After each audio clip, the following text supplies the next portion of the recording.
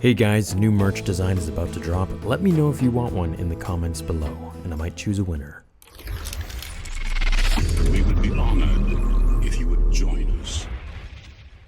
Hey everyone, how are you all doing today? So sit back and relax because this video is going to be pretty long and it's going to cover an array of different things that will hopefully make sense by the end of it. It'll cover things like how Yoda was cloned, what time in the Star Wars timeline Baby Yoda was born, and much more from Attack of the Clones, Revenge of the Sith, and all the timelines in Star Wars that we have. So, here we go. Now, as the spoiler ban is lifted and Star Wars themselves has posted photos of Baby Yoda, it's free reign and I can finally start making some videos and theories regarding the most talked about thing in Star Wars right now. When I saw the first episode of The Mandalorian, I was blown away when I saw Baby Yoda. Now, let me set the record straight and say here that it's not Yoda. This is 5 years after Yoda's death, after Episode 6. Yoda's dead at this point, along with Vader and the Emperor, or, so we thought. So this is either Yoda's clone, or it's the same species that Yoda is, or, his son, or his daughter, or something. Meaning Yoda got down with Yaddle, or, someone about 9 years before Episode 1. Now, if you're confused with the math, I'm going to explain everything in detail, as well as how Palpatine got Yoda's DNA and cloned him, if he is a clone, which I highly believe he is. So in the show, the Mandalorian goes to find out about this big secret bounty from Greef Karga, who told him there's literally next to no information about this bounty, no puck or anything regarding the client, target, or background.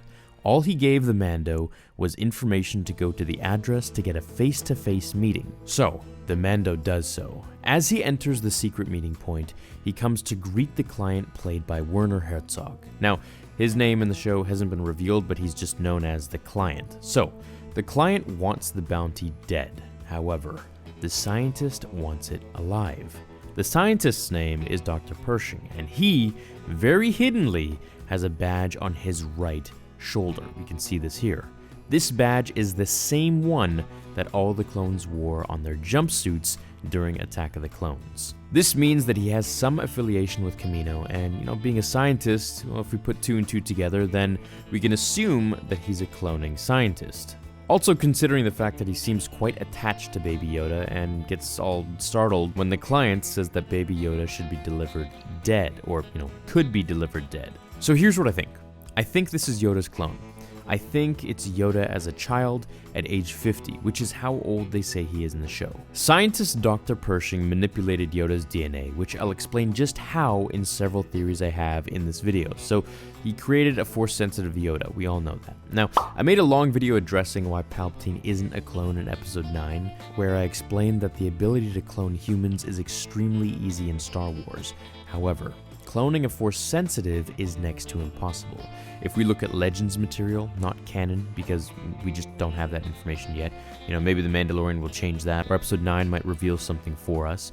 We know from the Force Unleashed games that cloning Force-sensitives doesn't work most of the time, and when it does, they never turn out right. They usually have the Force powers, but their psychological problems outweigh any abilities that they might get, and the key word here being might. Since it's so hard to successfully clone a Force user. They either end up temperamental, impossible to control, suicidal, depressed, overly emotional, and just not a good fit for a calculating, killing machine if that's what they're intended to do with the dark side. So, considering Kamino got this all correct when cloning Yoda, they would have had to do this 9 years before Episode 1. I say this because we need to add 5 years to this because The Mandalorian takes place 5 years after Episode 6. Giving us 41 years from Episode 1 until the Mando. Now, 10 years before Attack of the Clones, Master Sifo Dyas went to Kamino and told them that the Jedi Council has explicit orders to start a clone facility and to make clones. This, of course, was helmed by Count Dooku and Darth Sidious, who used Sifo Dyas for their dirty work. So, 10 years before Episode 2 would land us right around or a bit before Episode 1. This means that Baby Yoda would have been born about 9 years before this time. So is it possible that Palpatine had Yoda created prior to this time, about 9 years before Episode 1? I mean, it is possible if he's not a clone, because in the canon novels, Aftermath, Palpatine actually has a secret laboratory hidden on Jakku, and you might have heard me talk about this in other videos way before we even saw Baby Yoda. This facility was heavily guarded, so it's possible that he had been doing some experiments here that no one knew about. I mean, clearly, if he's cloning things, then he wants that place guarded extremely heavily. Now, if he's not an accelerated clone, then here, let's do some math in more detail, and it's going to be super easy. I'm going to explain it visually for you. Here's roughly the timeline in Star Wars, and I say roughly, so take that into account. There's 10 years between Episode 1 and Episode 2, roughly. 2 years between Episode 2 and Episode 3.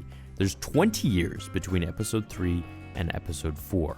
3 years between 4 and 5, 1 year between 5 and 6, and 5 years between 6 and The Mandalorian.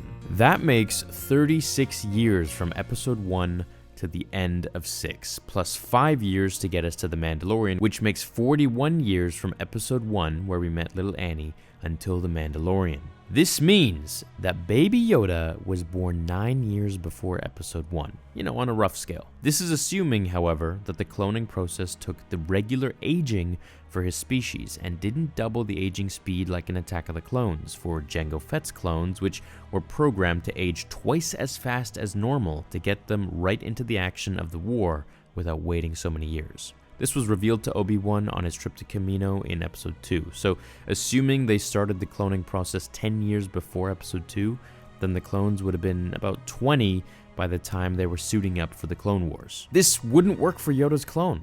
This leads me to think that his aging was accelerated at least 2 times. Now, I really don't think that the Mandalorian show will have us going through a massive time jump of 50 years to make Baby Yoda 100 years old and have him be, still somewhat of a toddler, or, maybe like a teenager. Whereas the Mandalorian will be an old man, probably aged 85 or something, assuming he's around 35 himself. How you doing? So, this leads me to believe, with all our calculations and evidence, that Baby Yoda is an accelerated clone of Yoda. So, if his aging is sped up twice as fast, that means he's half of 50, which means he's 25. Or at least, 25 years since he's been born. This puts him 25 years before The Mandalorian, which means that Baby Yoda was born 4 years after Episode 3. Meaning, the Emperor probably spent those 4 years trying to perfect him, if we can get some, leniency with Legends material on how cloning Force sensitives was extremely difficult. If they scrap that theory, and they go, with cloning Force sensitives as easily as cloning humans, well, then that would just be a giant plot hole, because then why didn't they just clone Sidious as the clone army instead, and, make millions of him, or even, a few thousand to rule the galaxy? I mean, one Sidious destroyed the Jedi, let alone thousands of him, so, unless they, all turn on each other or something like that, which, Sidious would probably do on himself. Okay, so here's the part of the video where I address the title. How did Palpatine clone Yoda if Baby Yoda is indeed a clone? You all remember Attack of the Clones? Well, of course you do. Do you remember this one very missable scene after Palpatine talks about loving democracy, which is a massive meme now? Yoda and Mace talk in the Senate, and the conversation goes verbatim like this, and I quote this from the book and the movie. "It is done then," Mace said to Yoda, and the diminutive Jedi Master nodded grimly. "I will take what Jedi we have left and go to Geonosis to help Obi-Wan." "And visit I will the cloners of Kamino, and see this army they have created for the Republic," Yoda said. Together, the 2 Jedi walked away from the Senate Hall. Yoda went to Kamino and checked on the clones. This is a major detail. So Kamino was run by Palpatine behind the scenes. He knew who went in and out of the facility. Now imagine he got wind of Yoda going to Kamino to check it out. All he needed to do was to get a strand of his hair, or have him sip from his water, or, maybe just offer him a drink or something, and assuming Yoda would take it, or something super simple like that. I mean, heck, it's Star Wars, so even a fingerprint with his skin cells or something on it would suffice. The other possibility was that when he fought Yoda in Revenge of the Sith, and this might be more of a popular theory, remember when Yoda's cloak fell to the Senate floor, as well as his lightsaber? Well, the cloak surely would have had Yoda's hair on it, or some DNA of his, and his lightsaber could also potentially be a link towards his DNA. Now, Mas Amedda did throw Yoda's lightsaber into a massive furnace as a demonstration that the Empire was putting on to, all the people of Coruscant, that the Jedi are no more, and the oppression is over, and all this, and that. Well, that's what happened to his lightsaber, and I made a comic about it too. We have entered a new age. An age of freedom. Not to mention, he overtook the Jedi Temple and turned the entire thing into his own little headquarters. So he surely would have found some DNA of Yoda's in the temple, whether through his blood samples that he, might have had stored there for emergency transfusions, if that's a thing in Star Wars, or just simply as grabbing some strands of hair from his pillow or using the saliva from his drinking cup.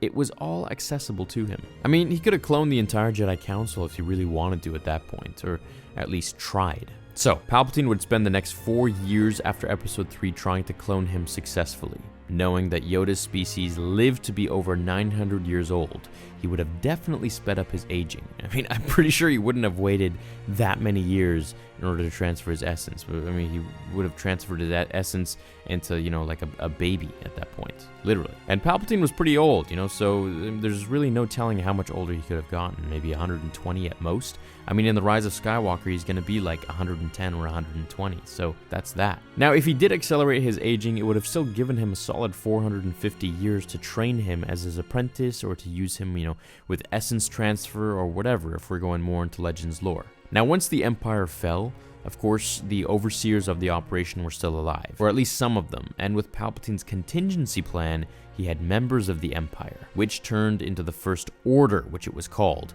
who ran his bidding after his death, or, supposed death, I guess we should say now. They kept the project going for whatever reason. Perhaps this Baby Yoda was supposed to be like Snoke, something for Palpatine to control, and that's just a theory of mine, a vessel. However, he grew too powerful too quickly, and Sidious couldn't control it anymore. And neither could the Kaminoans or its scientists. So the Empire ordered bounty hunters to go and kill it, where they kept it off hidden in the galaxy, because they sure as heck couldn't themselves. So in conclusion, there are many chances for Palpatine to have retrieved Yoda's DNA and cloned him, or at least tried.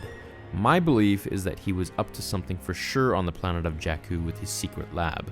So either Yoda was cloned successfully, before the Phantom Menace, or he was sped up with his cloning, maybe 2 times the speed, or 3 times, or 4 times. Who knows, really? Maybe we'll go through the Mandalorian episodes, and he'll notice that this baby is growing super fast. We'll just have to wait and see. I still want to know what Palpatine was up to on Jakku, and I still want to know what he did between Episode 3 and Episode 4, because there's tons that we don't know about, so I hope we get to learn that. Now, what the lab was, well, we'll have to wait and see until the end of Mando, or hopefully Episode 9 might explain it to us, or, they'll obviously reveal something as to the plot behind all of this. I hope you enjoyed this long theory. Have an awesome rest of your day. Throw a like on it if you did enjoy it, and I'll catch you in the next one.